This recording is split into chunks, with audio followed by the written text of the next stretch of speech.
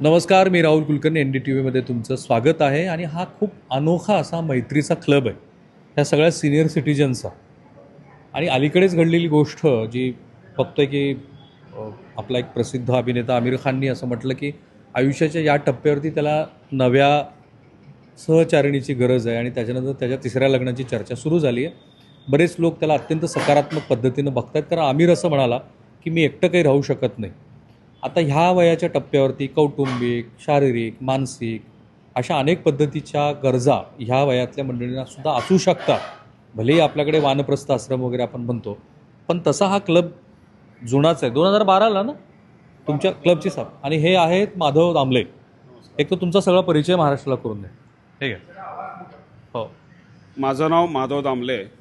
2012 साली मी ज्येष्ठ नागरिक लिव्ह इन रिलेशनशिप मंडळाची स्थापना केली. याचं कारण असं होतं की आम्ही एक जो सर्वे केला त्या सर्वेप्रमाणे पुण्यामध्ये 18,000 ज्येष्ठ सिंगल्स ज्येष्ठ राहत होते. 18,000 लोक होते. आणि मग त्या सर्वेने असं लक्षात आलं की साधारण 60 वर्ष वयाची माणसं, मध्यमवर्गीय साधारण 80 वर्षापर्यंत जगतात. यांनी 20 वर्ष कसं जगायचं, मग त्याच्यासाठी आपल्याला काही करता येईल का. आणि मग ते लक्षात आल्यानंतर असं एक सर्वे केला आम्ही. काही ज्येष्ठ नागरिक संघांमध्ये जाऊन आम्ही त्यांच्याकडनं काही फॉर्म्स भरून घेतले, काही क्लबमधनं गेलो आणि 70% लोकांचा ॲक्सेप्टन्स आला की आत्ता नाही पण पुढे जाऊन एक 10 वर्षानंतर ही काळाची गरज आहे, कारण एकटं राहणं दिवसेंदिवस मुश्किल आहे. आणि मग आम्ही 2012 साली ज्येष्ठ नागरिक लिव्ह इन रिलेशनशिप मंडळ स्थापन केलं.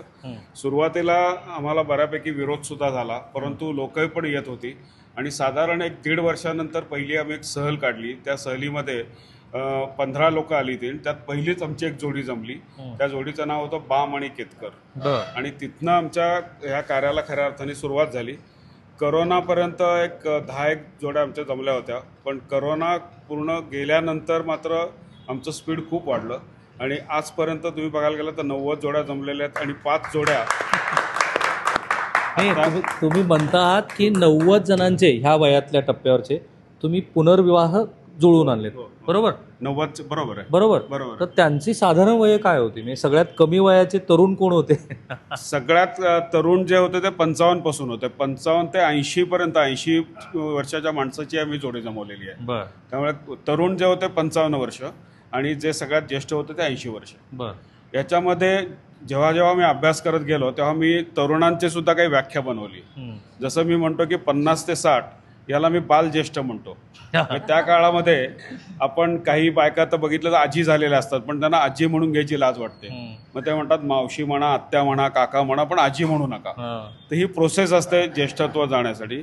60 ते 70 वयामध्ये तुम्ही जर बघितलं तर बागेमध्ये हिरवटपणा करत बसलेले तुम्हाला म्हातारे दिसतात. ते 60 ते 70 वयामधले जास्त असतात. मग ती समोरनं चालल्या कशी छान दिसते वगैरे वगैरे हे कॉमेंट चालू होतात.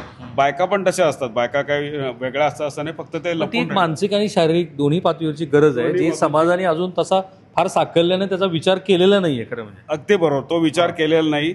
आणि तो न करण्याचं कारण हे आपल्याकडची जी एकंदर जी सामाजिक रचना आहे ही त्याच्यामध्ये खूप मॅटर करते. की आत्ता तुम्ही बघितलं तर बऱ्याच वेळेला आमच्याकडे जे लोक नाव नोंदवायला येतात किंवा पुढे त्यांची जोडी जमते, त्यांना कुठेही पुढे आपलं नाव यायचं नसतं किंवा हे करतं, कारण सामाजिक त्यांना असलेले बंधनं ही खूप मोठ्या प्रमाणात आहे. पण मग पहिलं तुम्ही लग्न जेव्हा जमवलं त्याच्यानंतर पहिल्या लग्नापासून ते 90व्या लग्नापर्यंत मधल्या काळात बरंच स्थित्यांतर झाले असतील ना? काही नवीन नियम बनवले असतील तुम्ही, काही असे अनुभव तुम्हाला आले असतील की ज्या अनुभवातून तुम्ही शिकलात. काही खूपच सकारात्मक आले असतील, काही खूपच नकारात्मक आले असतील. 2-3 उदाहरणं सांगितली तर खूप बरं राहील, का महाराष्ट्र तुम्हाला बघतोय आता. सगळ्यात नकारात्मक अनुभव तर मला खूप जास्त आले. म्हणजे आम्ही सुरुवातीला आजचं तुम्ही जिथं आहात त्या स्काउट ग्राउंडच्या हॉलमध्येच आम्ही दर महिन्याला एक मीटिंग घ्यायचो. असेच आम्ही पेपरमध्ये हे द्यायचो, निवेदन द्यायचो की कोणाला यायचं असेल तर या वगैरे म्हणून. तर असं लक्षात आलं की काही पुरुष मंडळी केवळ हंटिंगसाठी यायची, की आज कोण नवीन बाई आली, मग तिच्याशी जरा गप्पा मारा, तिचा मोबाईल नंबर घ्या, हे करा. त्यातनं एक असा प्रसंग घडला की त्या माणसानी एका बाईशी थोडं संधान बनलं, हॅलो हाय चालू झालं, जरा सुरू झालं. आणि मग त्यातनं आलेले प्रसंग खूप गंभीर होते. म्हणजे पोलीसपर्यंत ती गेली होती. ती कशी तरी आम्हाला निभावून घ्यायला लागली. एक असा अनुभव आला की एक माणूस आमच्याकडे आला, सरकारी नोकरीत मोठ्या पोस्टला काम करतो म्हणून सांगितलं. माझी बायको गेली आहे, माझी एक मुलगी एकटाच राहतो वगैरे वगैरे सगळं केलं त्यांनी. आम्ही त्याच्यावरती विश्वास ठेवला. आणि मग आम्ही आत्ता जशी आय कार्ड दिलेली आहे तशी आम्ही आय कार्ड लोकांना देत होतो, कारण नवीन आलेले कोण आणि जुने आलेले कोण हे आपल्याला कळायला पाहिजे म्हणून. तर तो आय कार्ड घेऊन घरी गेला आणि बायकोला सांगितलं आता ही कोण संस्था आहे, आम्हाला दुसरी बाई देणार आहे आता. बापरे. आणि त्यातनं ती बाई आमच्याशी भांडायला आली. तिचा पुतण्या पोलीसमध्ये होता. तो पोलीसमध्ये पुतण्या आणि ते दोघं जण आले. मग त्यांना मी सगळं फॉर्म दाखवल्या, सगळ्या गोष्टी दाखवल्या. तेव्हा त्याच्या लक्षात आलं की हा आपला काकाच रिसिव्ह करतोय. मग आम्ही अशी आयडिया केली की त्याला तिथे बसवला, त्यांनाही बसवलं आणि काकाला मी बोलून घेतलं की असं जर तुझ्याकडे एक चांगली जोडी मिळाली आहे लवकर. काका पण अर्ध्या तासात आला आणि मग त्या काकासमोर त्याच्या बायकोलाच प्रेझेंट केलं. मग त्यांनी अगदी हात धरले, पाय धरले, चुकलं म्हटलं. तर असे सुरुवातीला आम्हाला खूप अनुभव आले. मग त्यातनं आम्ही हळूहळू सुधारणा करत गेलो. मग आमच्याकडे जे लिव्हिंगसाठी किंवा जोडीदार पाहिजे असे आलेले लोक आहेत त्यांच्या आम्ही मुलाखती घ्यायला लागलो. त्याच्यानंतर त्यांचे डॉक्युमेंटरी एव्हिडन्सेस आम्ही घ्यायला लागलो. त्याच्यानंतर त्यांनी त्यांच्या मुलांना विचारलं आहे की नाही किंवा घरच्या लोकांना सांगितलं आहे की नाही हे आम्ही त्यांना सांगायला लावायला लागलो. की मला म्हणजे ताकाला जाऊन भांडं लपवणारी लोक आम्हाला नकोत, आम्ही पहिल्यापासून धरलं. त्यामुळे आम्ही काय फार मोठ्या प्रमाणात काम केलं असं नाही, पण जे केलं ते अतिशय योग्य प्रकारे आणि त्याच्यामध्ये एकही फेल्युअर नाही, कारण आम्ही सगळ्या गोष्टी तावलून सोलापून गेलो. अच्छा, म्हणजे 90 तुम्ही जे पुनर्विवाह लावले ते संपूर्ण सगळे आज यशस्वी आहेत. अगदी यशस्वी, बरोबर, 100% यशस्वी. ओके. पण मग त्यातल्या 2-3 अशा केस स्टडीज महाराष्ट्राला सांगता येतील की ज्याची खूप शारीरिक, मानसिक, कौटुंबिक अशी गरज होती, कारण काही जणांची मुलं अमेरिकेत असतील, कोविड काळामध्ये तर ते फार प्रकर्षाने जाणवलं. तर अशा 2-3 कहाण्या तुम्हाला सांगता येतील? अगदी आरामात. पहिल्यांदा आम्ही काय करायचो, दर 3 महिन्यांनी आम्ही एक सहल काढायचो. त्याच्यामध्ये आम्ही एक ओव्हरनाईट स्टे सहल घाडगे फार्ममध्ये घेतली होती. तर तिथे पहिली जोडी आमच्या याच्यात जमली ती यार्दी आणि कुलकर्णी, जे गेली 10 वर्ष लिव्ह इनमध्ये राहत आहेत. आत्ताच फेब्रुवारीमध्ये त्यांची 10 वर्ष पूर्ण झाली लिव्ह इनमध्ये राहण्याची. त्यांची प्रत्येक चॅनलला मुलाखत झालेली आहेत. आणि मध्ये सोनी टीव्हीचा जो गाण्याचा कार्यक्रम असतो त्याच्यात गाणं सजेस्ट करायला सुद्धा त्यांना बोलवलं होतं. इथपर्यंत ती जोडी आपली आणि खूप बिंदास आहेत. म्हणजे असावरी कुलकर्णी तर इतकी बिंदास आहे. तर तिने सांगितलं की ज्या वेळेला माझ्या घरी आम्ही दोघांनी राहायला सुरुवात केली तर बाकीचे म्हणजे माझ्या मैत्रिणी वगैरे मला विचारायच्या की अगं लोक काय म्हणतील वगैरे. काही लोक तर कुत्सितपणे म्हणायचे की तुम्हाला त्यांनी ठेवलंय का तुम्हाला वगैरे. तर ती सरळ सांगायची हो त्यांनी मला ठेवलं आणि मी पण त्यांना ठेवलंय.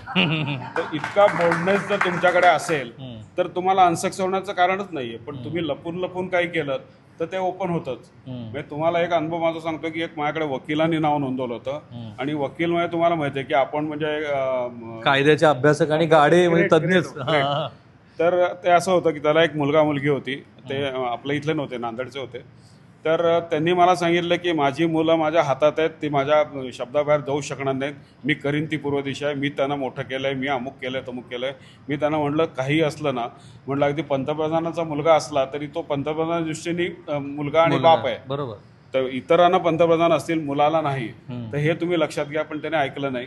एक जोडी आणि इतरांना मिळाली, चांगल्यापैकी होती. पण ती म्हणली आपण नुसतं फिरतोय इथे, एकदा तरी तुझं घर दाखव ना. तो म्हटलं चल. म्हणून ते दोघं नांदेडला जायला निघाले. जाताना त्यांनी मुलाला सांगितलं की असं असं मी हे करणार आहे आणि मी त्या बाईंना घेऊन आपलं घर दाखवायला चाललंय. त्यांची मुलगी त्यांच्या शेजारीच राहायची. मुलाने आपल्या बहिणीला फोन केला आणि सांगितलं कुठल्याही परिस्थितीत बापाला घरात घेऊ नकोस. आणि हे जेव्हा तिथे गेले तेव्हा कुलूप बदललेलं होतं आणि खूप शिव्या. तो पण तिकडनं विमानाने आला आणि दोघांनी खूप शिव्या घातल्या. ती बाई इतकी खजील झाली आणि ती निघून आली. त्यामुळे ओव्हर कॉन्फिडन्स असलेली जी लोक आहेत ना त्यांची अवस्था अशी होती. मला ह्या सगळ्या मंडळींशी बोलण्याच्या आधी ज्या 90 लोकांचे विवाह जुळवले ह्या टप्प्यावर वयाच्या, त्यांची कौटुंबिक, सामाजिक आणि आर्थिक साधारण काय पार्श्वभूमी आहे? सगळ्यात पहिली गोष्ट आम्ही अफोर्डेबल कंडिशनमधल्या असलेल्या लोकांसाठीच काम करतो. हे पहिली गोष्ट आहे. अफोर्डेबल कंडिशन म्हणजे असं की ज्या माणसाचं रिटायर झाल्यानंतर सुद्धा उत्पन्न किमान 30,000 रुपये आहे, त्याला स्वतः वेगळा राहण्याचा फ्लॅट आहे. ह्या 2 गोष्टी आपण बघतो. कारण आपल्याकडे अजूनही आपल्याकडे बाईंनी संसार चालवायचा आणि पुरुषांनी पैसे आणायची ही संकल्पना आजही आहे. त्यामुळे त्या पुरुषाकडे जर ते पैसे तेवढे ह्या वयात नसतील तर आम्ही सांगतो की बाबा त्या भानगडीत पडू नकोस, हे तू करू शकणार नाहीस. दुसरी गोष्ट बायकांच्या बाबतीत बघितलं तर बायकांच्या अपेक्षा खूपच जास्त आहेत. ह्या वयात खूप जास्त आहेत. म्हणजे ह्या वयातल्या अपेक्षा काही वेळा बघितलं की आम्हालाही चक्कर आल्यासारखे होते की त्या बाईची कमाई 0 असते पण तिला 50,000 मिनिमम असलेला माणूस पाहिजे. ती सांगते की रांधावाडा उष्टीवाडा मी सगळं केलं, या वयात मी अजिबात स्वयंपाकघरात जाणार नाही. तुम्ही पाहिजे तर बाई ठेवा एखादी, तिच्याकडनं स्वयंपाक करून घेईल. मला कमीत कमी तुम्ही युरोप टूर करायला पाहिजे, मला कमीत कमी इकडे न्यायला पाहिजे. तर ह्या त्या बाईच्या अपेक्षा स्वतःकडे काही नसतं. ठीक आहे. तर मग ही आम्हाला झाली ही आर्थिक परिस्थिती झाली. सामाजिक साधारणपणे सामाजिक परिस्थितीमध्ये आता बघितलं तर सध्या काय माहिती आहे का, सामाजिक परिस्थितीमध्ये बोलणं थोडंसं अवघड आहे, बरं. कारण त्याच्यातनं लोक आणि काहीतरी अर्थ काढतात. बरं. पण सामाजिक परिस्थिती बघितली तर काही ज्या जाती आहेत त्या खूप फर्म आहेत. त्यांच्या बाईंनी जर काही केलं तर अगदी कापून काढू इथपर्यंत लोक आम्हाला सांगतात. ओके. आणि जी पुणे किंवा मुंबई शहरातली जी लोक आहेत ती बऱ्यापैकी त्यांना कळतं की बाबा एकटं राहणं किंवा काही ठिकाणी असं आहे की बाबा एका फ्लॅटमध्ये राहायचं वगैरे ही अडचण आहे. मी तुम्हाला एक अशी अडचण सांगतो की नवरा आणि बायकोमध्ये जर बायको जिवंत राहिली तर तिचं बऱ्यापैकी, कारण ती स्वयंपाकघरात वगैरे मदत करते, काम होतं. पण नवरा जिवंत राहिला तर त्याचा हाल कुत्रा खात नाही. अशी आम्ही एक केस बघितली आमच्याकडे की सुनेनी सांगितलं की माझा नवरा घरात नसताना मला परपुरुष घरात नको, म्हणजे सासरा परपुरुष होता. त्यामुळे सकाळी सून दोघांनाही डबा करून द्यायची, मुलाबरोबर तो गृहस्थ बाहेर पडायचा, दिवसभर कुठे सारसबागेत बस, कुठे पेशवे पार्कमध्ये बस, कुठे काहीतरी कर, आणि संध्याकाळी जेव्हा मुलगा घरी यायचा त्यावेळेला त्याच्यावर घरी यायचा, कारण तो अफोर्डेबल कंडिशनमधला नव्हता. ठीक आहे. आणि कौटुंबिक पार्श्वभूमी काय साधारणपणे? कौटुंबिक पार्श्वभूमी म्हणजे जर तुम्हाला स्वतःचा वेगळा फ्लॅट असला पाहिजे. मी आता कसं आहे की काही ज्यांचे 90 विवाह तुम्ही जुळवले त्यांची कौटुंबिक मुलं किती? कौटुंबिक पार्श्वभूमी सगळ्यांची चांगली होती. मुलं अमेरिकेत आहेत किंवा सगळे अफोर्डेबल कंडिशनमधले, आणि सगळे एकतर त्यांची म्हणजे वैचारिक पातळी चांगली होती, शैक्षणिक पातळी चांगली होती, आणि त्यांना खऱ्या अर्थाने कंपॅनियन पाहिजे होते. ठीक आहे. आता आपला जो मैत्री क्लब आहे, मैत्री क्लब, तर याच्यामध्ये किती जण लिव्ह इन रिलेशनशिपमध्ये आहेत? नाही, आत्ता कोणीच नाही आहे ना. ही सगळी लोक ही जे आता आलेली हे नवीनच आम्ही क्लब चालू केला आहे. याच्यामध्ये सिंगल्स पण आहेत आणि डबल्स पण आहेत. त्यामुळे याच्यामध्ये कोणी अशा प्रकारची लोक नाही आहेत. ओके. याच्यामध्ये मैत्री हा एक पहिला विषय आमचा. त्याच्यातनं पुढे जाऊन काय होईल ते नंतर बघूया. याच्यात आधी मैत्री क्लब, जर कोणाला वाटलंच या मैत्री क्लब मधला तर त्यांनी विवाह करावा. लिव्ह इन मध्ये आपण वेगळ्या क्लबमध्ये त्यांना घेतो. ओके. आणि पुन्हा आणखीन एक वेगळा क्लब आहे, पुन्हा आपला वेगळा क्लब आहे. लिव्ह इनचा आपला क्लब हा पूर्णपणे वेगळा आहे.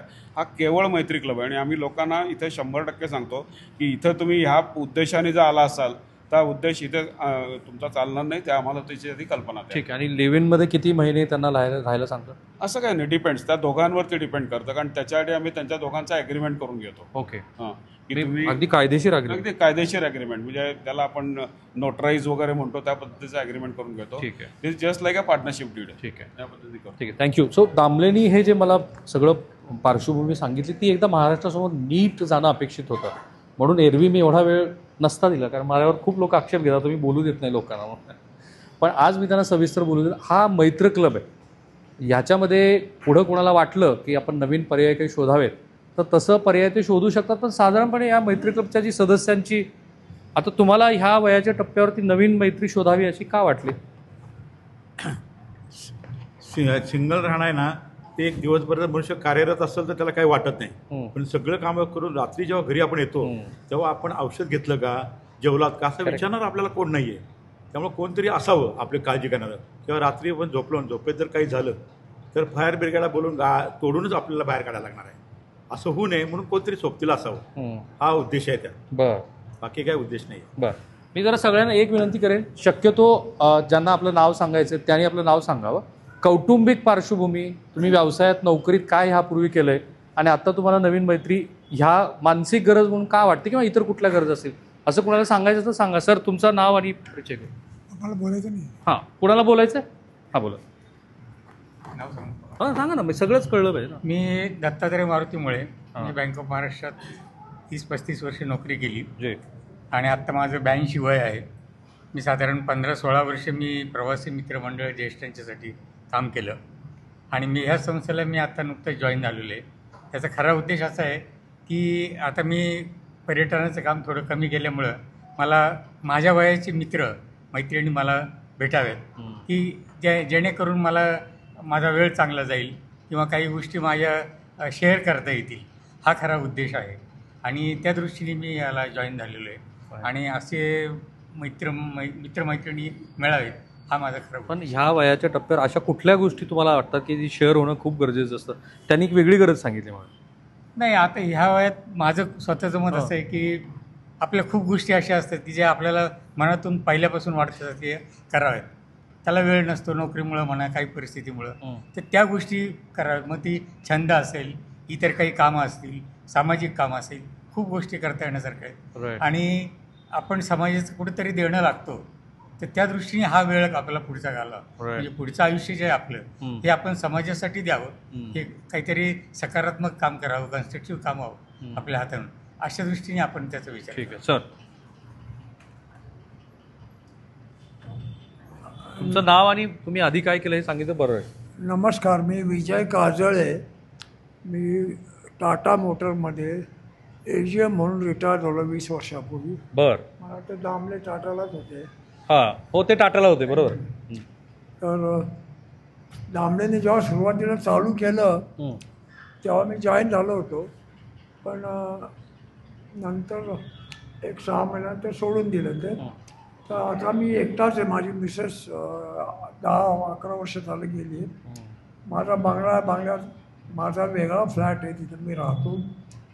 जेवण नाश्ता वगैरे सगळं सून देते, पण माझ्याशी बोलायला कोण नाही. राईट, बोला. मला संगीताची आवड आहे, सिनेमा नाटकाची आवड आहे, पण मला लग्न करायचं नाही. मला लिव्ह इन रिलेशनशिप हवी आहे. 100% लग्न करायचं नाही. आणि मी निरोगी आहे, मला BP डायबिटीस नाही. ती व्यक्ती तशीच असावी, पुण्यातली असावी, आणि आर्थिक स्थिती तिची चांगली असावी. कधी मी खर्च करत पुढच्या तिने केला पाहिजे. सगळं माझ्याकडनं एकट्याकडनं असं काय मला नको आहे. पण तुमची मुलं वगैरे आज काय करतात, त्यांना हे चालणार आहे का? हां, माझी धाकटा मुलगा अमेरिकेत स्थायिक आहे. बरं, हे सोडा, मी धरतो. हां, आणि मोठा मुलगा पण अमेरिकेत शिकला आहे. तो इथं माझ्या वरच्या मजल्यावर राहतो, 3 मजलं घर आहे. तर तो मोठ्या कंपनीत डायरेक्टर आहे. माझी सून पण तिच्या कंपनीत डायरेक्टर आहे. त्यांना 2 मुली आहेत.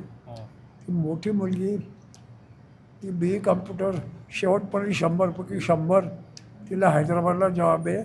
महिन्याला 5 लाख. आम्ही लागलो न्यूमॅटिकला तर महिन्याला 100 रुपये होते. पण तुमचा जमानाच वेगळा होता ना, आता कुठे 100 घेऊन. रुपये.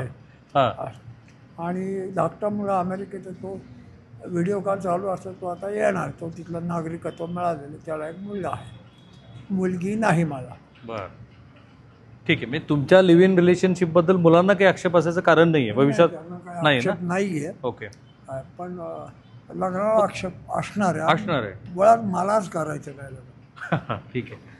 तुम्हाला मी येईन तुमच्याकडे. हां, 82 वर्षी ते लिव्हिंगमध्ये राहायचं म्हणतायत. हां, येणाऱ्या जी कोण असत स्त्री, हां, तिला ते काय देणार आहेत? का नुसतं जेवण देणार? ठीक आहे. मी विचार. हो, ठीक आहे, मी विचारेन. हां, तुमचं पूर्ण नाव आणि हे सांगा. मी नूतन प्रदीप कुलकर्णी. हां, माझं स्पष्ट मत असं आहे की जे मैत्री क्लब दामले काकांचे नाव दिले जे त्या नावाला मी 100% सहमत आहे. कारण का ह्या वयाला 60 म्हणा, 70, 80 जे आता काका. आता तुमचं वय किती आहे? माझं वय 58 रनिंग. ओके. तर त्या 60 नंतर तुम्ही जे लिव्ह इन रिलेशनशिप ठेवणार ते तुमचं दोघांचं जे विचार आहेत ते जुळणार नाहीत असं माझं म्हणणं आहे. ठीक आहे. कारण का ह्या वयाला 30-40चं आपण किती बेरिंग कॅपॅसिटी असते किंवा रेजिस्टन्स पॉवर असते, पण आता 60-70 नंतर जर जुळलं नाही, तुम्ही मैत्री करा. मैत्री ह्यासाठी त्यांच्या सहमत आहे मी नावाला. कारण का बाहेरचे बाहेर दोन्ही हात सोडा. तुम्ही फोन करा, फोनच्या संपर्कात राहा, आणि काम करणाऱ्या माणसाला 24 तास कमी पडतायत. समाजसेवा भरपूर आहे, दामले काकांच्याकडेच समाजसेवा करायसाठी पण भरपूर आहे. त्यामुळं मैत्रीसाठी तुम्ही एकमेकांच्या बंधनात राहू नका, 4 भिंतीच्या. ठीक आहे. पण तुम्ही ह्या मैत्री क्लबच्या ज्या सदस्य झाला, हां, त्याच्या मागे तुमचा हेतू काय होता? नाही, माझा हेतू आता मी आणि प्रदीप नवरा बायको आहेच आहे, माझ्या बाजूलाच बसला आहे. तर आम्ही तो 65चा आहे, मी 58ची आहे. 4 वर्षाचं अंतर आहे आमच्यात. तर आम्ही 2 वर्षांनी, माझा मुलगा जर्मनीला आहे आणि एक दुबईला आहे, 2 वर्षांनी आम्ही दामले काकांना वाहून घेऊन जाणार. अच्छा, म्हणजे तुम्हाला त्यात हो, सहभागी? अगदी 100%. मी मॅडमला पण सांगितलं. पण मग आता तुमच्या विचारालाच पुढे घेऊन आता ही जी आपल्या ह्या सगळ्या तरुण माणसांची जी गरज आहे ही पुढे वाढत जाणार आहे. कारण एकतर सांगतो तुम्हाला, पूर्वी आपल्याकडे साधारणपणे देश स्वतंत्र झाला तेव्हा 27 वर्ष वगैरे ॲव्हरेज होतं आपलं जगण्याचं, ॲव्हरेज नेशन वाईड. ते मधल्या काळात 65 झालं, आता ते 80पर्यंत जाऊ शकतं. आणि मी ज्या AIचा उल्लेख केला त्याच्यानंतर ते आणखीनच वाढेल. म्हणजे आपल्या ह्या सगळ्या तरुण मित्रांची संख्या वाढणार आहे. मग अशा वेळेला ते जे म्हणाले की मला एका लिव्ह इन पार्टनरची गरज आहे, त्यांनी एक वेगळा मुद्दा उपस्थित केला. ती ही वाढती संख्या बघता हा मैत्रभाव हा अधिक वाढवण्याच्या दृष्टीनंच समाजाला काम करावं लागणार आहे. कारण वृद्धाश्रमामध्ये ठेवणं त्यातनं नवीनच कॉम्प्लिकेशन्स येतात. नाही, वृद्धाश्रमात ठेवणं हा वेगळा भाग आहे, पण हा मैत्री क्लब जो आहे तो वेगळ्या अँगलने. मैत्री ही वेगळीच असते, पहिलीपासून असते, 10वीपर्यंत असते, 12वीपर्यंत असते, नंतर यंग एजमध्ये पण असते. पण एक रिटायर झाल्यानंतर किंवा एक वय झाल्यानंतर जे आपण एक एक्सपिरियन्स लोक एकत्र येऊन एकमेकाचे विचार एकमेकाशी शेअर करतो आणि त्यातून आनंद घेतो, तर त्याला आपण मैत्री म्हणतो. तर हा जी मैत्री आहे ती प्रत्येकाची गरज आहे. भले नवरा बायको जरी असले किंवा वेगळे सेपरेट जरी असले तरी ती काळाची गरज आहे आणि ती आता वाढतच जाणार आहे. ठीक. काय डॉक्टर? का कोणाला बोलायचं आणखी? हां नाही हां कोणाला? हां सर बोला. तुमचं नाव आणि तुमचं पूर्ण आहे. मी महेश गजेंद्र गडकर, वकील आहे. पूर्वी जनसंपर्क व्यवसायामध्ये होतो. हो. हा जो विषय आहे दामलेंचा, मैत्री आणि लिव्ह इन रिलेशन, हे दोन्ही वेगळे विषय. हे परंपरा, नकारात्मकता आणि सामाजिक स्वभावामध्ये जो भिडस्तपणा आहे त्याला छेद देणारी ही अगदीच बरोबर आहे. चळवळ आहे. मी या ठिकाणी जो आलेलो आहे, मी माझ्या वकिली व्यवसायामध्ये तुडुंब गर्भ, मला वेळ घालवणं हा प्रश्न नाही. बरं. पण मी पूर्वी जनसंपर्क व्यवसायामध्ये असल्यामुळे अनेक समाजाच्या विविध भागांमधल्या लोकांशी वैचारिक आणि फ्युचरिस्टिक चर्चा करण्याची माझी मानसिक गरज आहे. ती एक गरज भागवण्याच्या दृष्टीने, आणि जसं दामले म्हणले तसं याच उद्देशाने आला तर काही मिळणार नाही, तर तो काही उद्देश ठेवलेला नाही आहे. त्यातून घडलं नाही. पण घडलं तर चालेल ना? हा, घडलं तर चालणार. हां, मग ते लिव्ह इन असेल की लग्न करायचं तुम्हाला? लिव्ह इन मध्ये असणार. तुमची लिव्ह इन मध्ये राहण्याची लिव्ह इन तयारी? मध्ये. अच्छा, तुमचे सध्या नाही आहेत पार्टनर? नाही, माझी मिसेस आहे, ती स्वतंत्र राहते. तिने काही डिवोर्स मला दिलेला नाही आहे. बरं. आता तिला जाऊन सांगायचं या निमित्ताने मी लिव्ह इन मध्ये राहणार आहे म्हणून. कोणाचं काय तर कोणाचं? हां सर, पूर्ण नाव आणि तुम्ही पूर्वी काय केलं ते सांगा ना. वय पण- नमस्कार, मी अशोक जाधव. मी 37 वर्ष गव्हर्नमेंट सर्व्हिस केली. ओके. 2013 रोजी मी सेवानिवृत्त झालो. सेवानिवृत्त झाल्यानंतर मला सहलीची खूप आवड आहे. मी देशविदेशामध्ये भरपूर सहली केलेल्या आहेत, परंतु एकटा असल्यामुळे मला नेहमी हा प्रॉब्लेम निर्माण झाला की जोडीदार पाहिजे, रूम शेअरिंगसाठी कोणीतरी पार्टनर पाहिजे. ज्या वेळेस मी फॉरेनला गेलो त्यावेळेस मला जो योग्य असा मला पार्टनर मिळाला नाही. त्यासाठी आम्ही मैत्री क्लब जॉईन केला आहे की भविष्यात जर मला ट्रिप करायची झाली तर मला चांगला जोडीदार मिळावा. माझी काय अपेक्षा अशी नाही आहे की मला फिमेलच पार्टनर पाहिजे, मेल पार्टनर देखील मिळाला तरी मी आनंदी राहील, की जेणेकरून जो माझ्या विचारांशी एकरूप असेल. मला आध्यात्मिक गोष्टीची आवड आहे, ध्यानधारणा, संगीत, मी कराओकेमध्ये गाणी म्हणतो. असा एखादा मित्र जरी मला एखादं गाणं म्हणून दाखव ना आम्हाला लगेच. का हो? 4 ओळी होऊन जाऊ द्या. हा, नाही नको. अहो नको काय, म्हणजे तुमचं आहे पॅशन आणि तुम्ही असं म्हणू शकता. एखादं तुम्हाला जे लगेच वाटतं, व्हॉट्सअपवर काढावं लागेल. नाही आता जे सुचतं ते म्हणा तुम्ही. दिल ऐसा किसी ने मेरा तोड़ा, वा, बर्बादी की तरफ ऐसा मोड़ा, एक भले इंसान ने अमानुष बना के तोड़ा, दिल ऐसा किसी ने मेरा तोड़ा, बर्बादी की तरफ ऐसा मोड़ा. वा जाधव साहेब वा. असं आहे की ह्या म्हणजे मी वयाच्या अशा टप्प्यावरती की मी मध्ये आहे. खरं म्हणजे. पण आता त्यांचं हे जे काही म्हणणं आहे ना, महाराष्ट्र कदाचित पहिल्यांदा ऐकतोय इतक्या खुल्या मंचावरती. मला पूर्ण खात्री आहे की आपण सगळे जे घरामध्ये हा एपिसोड बघतोय ते अत्यंत सकारात्मक पद्धतीनं ह्याकडे बघतील. खरं तर दामले साहेब तुमचं खरोखर मनापासून कौतुक आहे की असा काहीतरी विचार कोणीतरी केला, बरोबर. आणि लिव्ह इन रिलेशनशिप जी आत्ता अगदी सर्वोच्च न्यायालयापर्यंत गेली आणि सर्वोच्च न्यायालयाने सुद्धा त्याला एका अर्थाने मान्यता दिली आहे. काही कायदेशीर प्रश्न त्यातनं उपस्थित झालेले आहेत की मुलं आणि मुली जेव्हा एकत्रित राहतात त्यातनं जर काही संतान प्राप्ती झाली किंवा आणखी काही गोष्टी कायदेशीर घडल्या तर त्याचं काय करायचं, पण तो स्वतंत्र विषय आहे. मला हे यासाठी चांगलं वाटलं की ह्या वयातल्या सगळ्या मंडळींच्या भावना समजून घेण्याच्या दृष्टीनं. हो तुम्हाला बोलायचं ते सतत बोलतायत. तुम्हाला हां बेसिक हां तुम्ही जे आता लिव्ह रिलेशन आणि लग्न म्हणताय, बहुतेक कुटुंबामध्ये मुलगा किंवा मुलीला आपल्या वडिलांनी दुसरं लग्न केलेलं आवडत नाही. त्याचं कारण असं आहे, प्रॉपर्टी दोन्हीकडनं आलेली असते. ही तिसरी बाई आली की त्यात तिची वाटणी वाढते आणि ती मुला मुलीला द्यायची नसते.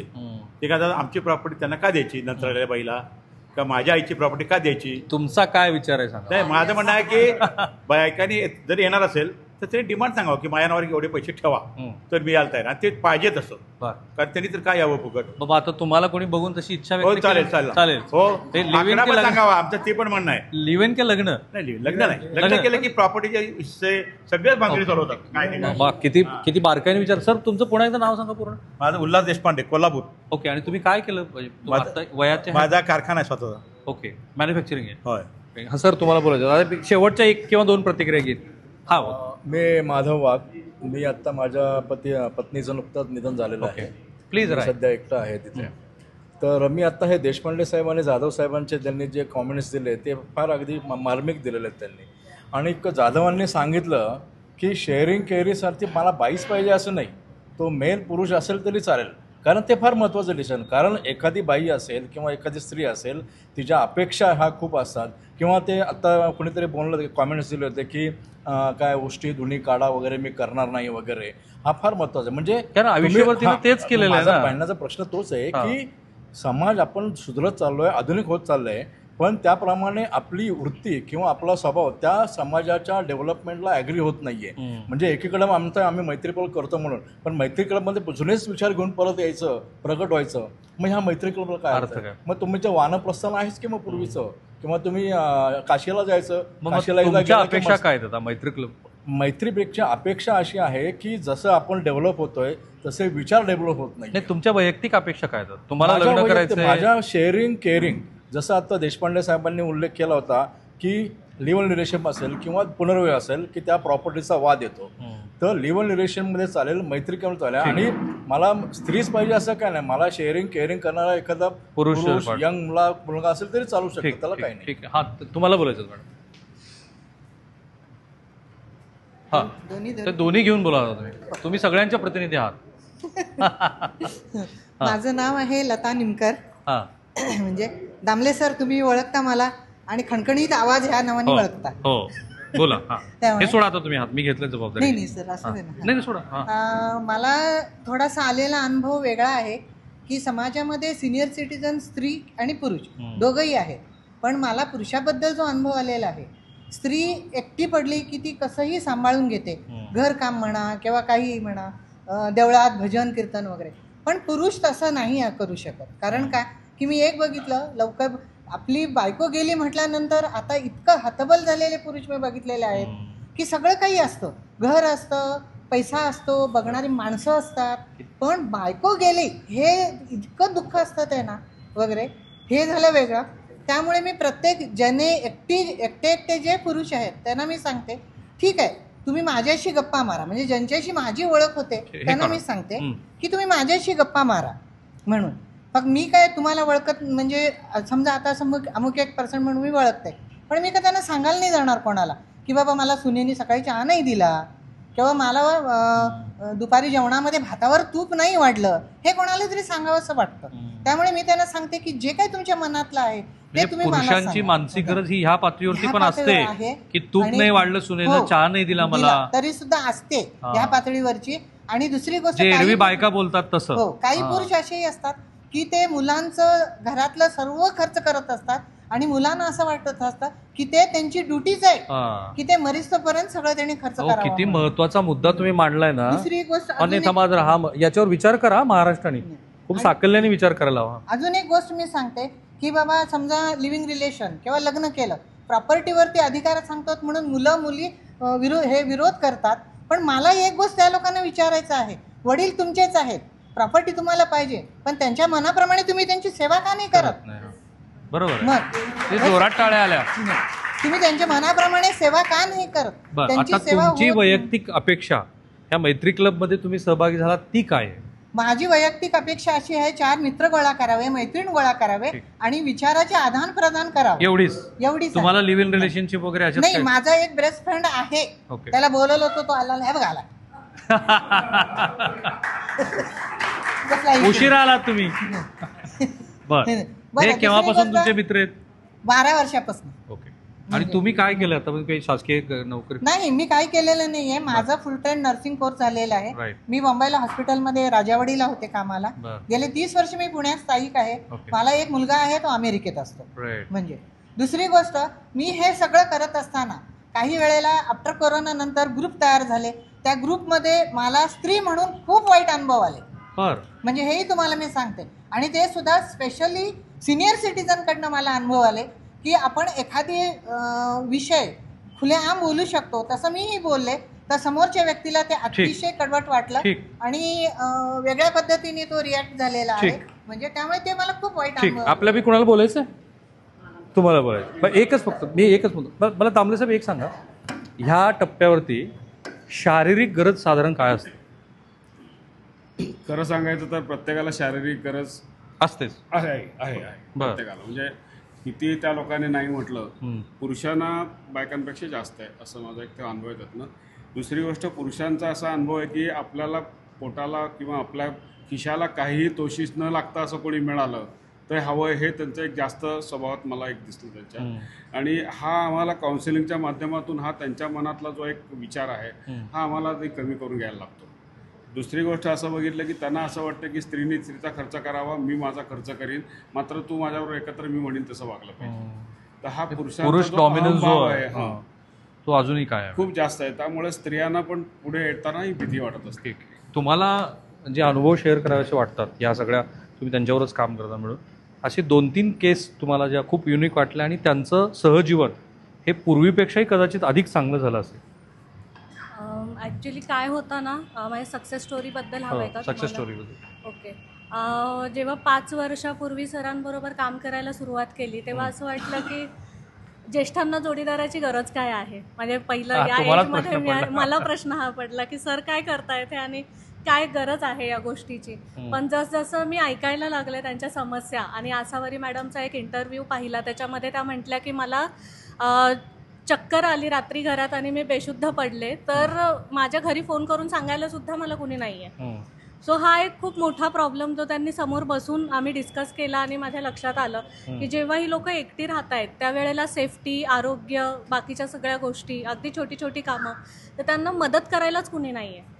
आणि जेव्हा मुलं म्हणतात की तुम्ही लिव्ह इनमध्ये राहू नका किंवा कोणाशी मैत्री करू नका, कुठल्या मैत्रिणीला मित्राला घरी आणू नका, पण तुम्ही स्वतः त्या पद्धतीने केअर घ्या ना त्यांची, मग त्यांना तशी आवश्यकता नाही. साधारणपणे मुलं काळजी घेत नाहीयेत आणि त्यातनं ह्या निर्माण झालेल्या मानसिक समस्या. काळजी त्यांना घ्यायची असते पण आई वडिलांना परदेशात जायचं नाही, त्यांना इकडे यायचं नाही. सो जेन्युइन समस्या. बरं, एक असं आपल्या प्रेक्षकांना साधारण असं वाटेल की समाजातला विशिष्ट वर्ग, खास करून ब्राह्मण आणि त्या वर्गातल्याच लोकांमध्ये ही जास्त प्रमाणात जागृती आहे, असं आहे? नाही, असं नाही आहे. आपल्याकडे येणाऱ्या पुरुषांमध्ये प्रमाण आहे. ओबीसी, SC, NT सगळ्या समाजातली मंडळी. आणि महिलांमध्ये?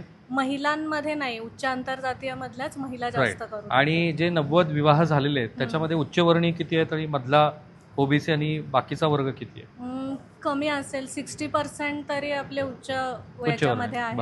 हो, आणि मग बाकी आंतरजातीय. ठीक, थांबूया आपण इथे. त्यांना एक शेवटचा काहीतरी मुद्दा मांडायचा, माझ्याकडे वेळेची फारच कमतरता आहे. हॅलो, नमस्कार. तुमचं पूर्ण नाव, तुम्ही काय करता होतात पूर्वी? माझं नाव वर्षा देशमुख. मगाशी मी थोडंसं बोललेली आहे, परत आता मी या ठिकाणी असं बोलते की मैत्री क्लब हा जो आहे उद्देश अतिशय चांगला आहे, पण खरंच मैत्रीची जेव्हा आपल्याला आवश्यकता असते किंवा एखाद्याबरोबर काही आपल्याला शेअरिंग करायचं असतं, अशा वेळेस लोक आपल्याला वेळ देत नाही किंवा त्यांचा वेगळेच इंटरेस्ट असतात. तर असं करू नका. मैत्री क्लबमध्ये आपण शेअरिंग हे बेसिक नीड आहे सगळ्यांची आत्ता या वयात. तर आपल्याला दिवसभरात जे काय झालेलं असतं ते आपण शेअरिंग केलं तर खूपशा गोष्टी आपल्या कमी होतील. आणि दुसरं म्हणजे दुपारी 12 ते 5 ही जी वेळ असते, ह्या वेळेत खूप जरा कंटाळा येतो किंवा काहीतरी कोणाशी बोलावंसं वाटतं, तर मला वाटतं विरंगुळा केंद्र जर असं असलं जवळपास कुठे, तर आमचा तिथे वेळ चांगला जाईल. कारण सारखं व्हॉट्सअप आणि इंस्टाग्राम आणि बघून बघून आमचे खरं हेल्थचे प्रॉब्लेम वाढले. मी थांबतो इथे. आपल्या सगळ्यांना याची कल्पना असेल की चीन हा देश लोकसंख्येच्या दृष्टीनं आता जगातला पहिल्या क्रमांकाचा देश आहे. भारत 2027मध्ये त्या क्रमांकावरती जाईल. पण ज्याला आपण डेमोग्राफिक डिव्हिडंड वगैरे म्हणतो, म्हणजे भारताकडे तो आहेच. आणखीन एक 15 वर्ष तो राहणार आहे. आत्ता भारतीयांचं साधारण सरासरी वय हे 27 वर्ष आहे आणि ही जी प्रोडक्टिव्हिटी आहे पुढची 15 वर्षानंतर ते ॲव्हरेज वय हे 47 वर्ष असणार आहे. आणि अर्थव्यवस्था चालवण्याच्या दृष्टीनं हा जो यंग क्राऊड आहे तो फार महत्त्वाचा आहे. आज चीन हा अनेक अर्थाने विचारात पडला आहे की आपलं जे एक सिंगल चाइल्ड पॉलिसी होती त्याचा काय काय आपल्याला इम्पॅक्ट होतो आहे. तो साधारणपणे प्रोडक्टिव्हिटीच्या दृष्टीनं खूप जास्त होतं आहे. म्हणजे एजिंग पॉप्युलेशन खूप जास्त आहे आणि भारतामध्ये पण तेच होणार आहे. कारण आपल्याकडे आत्ता 2 मुलं आणि ते बास वगैरे ते आहेच, खूप वर्षापासून सुरू आहे.